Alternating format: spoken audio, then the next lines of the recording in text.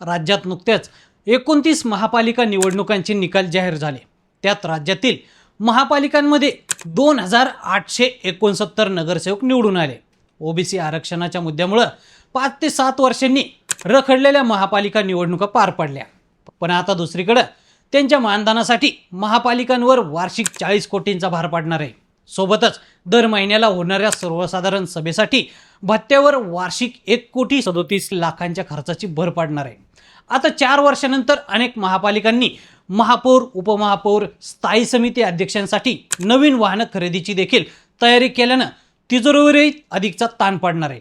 आता राज्यात महापालिकेच्या श्रेणीनुसार नगरसेवकांना मानधन दिलं जातं।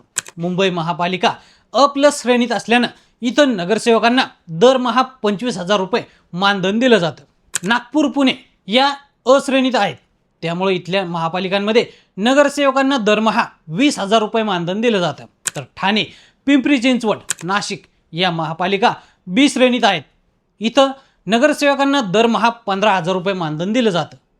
आता तुम्ही म्हणाल की मग नवी मुंबई, कल्याण, डोंबिवली, वसई, विरार, छत्रपती संभाजीनगर या महापालिकांचं काय? तर या महापालिका क श्रेणीत येतात आणि इथं 10,000 रुपये मानधन दिलं जातं।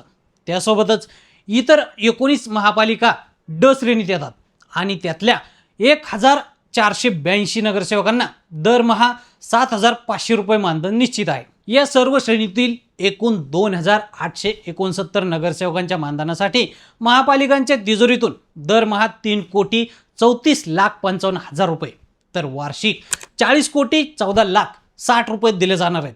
याशिवाय नगरसेवकांना दर महिन्याला होणाऱ्या सर्वसाधारण सभेसाठी 400 रुपये भत्ता दिला जातो। एकूण नगरसेवकांच्या भत्त्यांवर महापालिकांना महिन्याला 11,47,600 रुपये तर वार्षिक 1,37,71,000 रुपयांचा खर्च करावा लागणार आहे।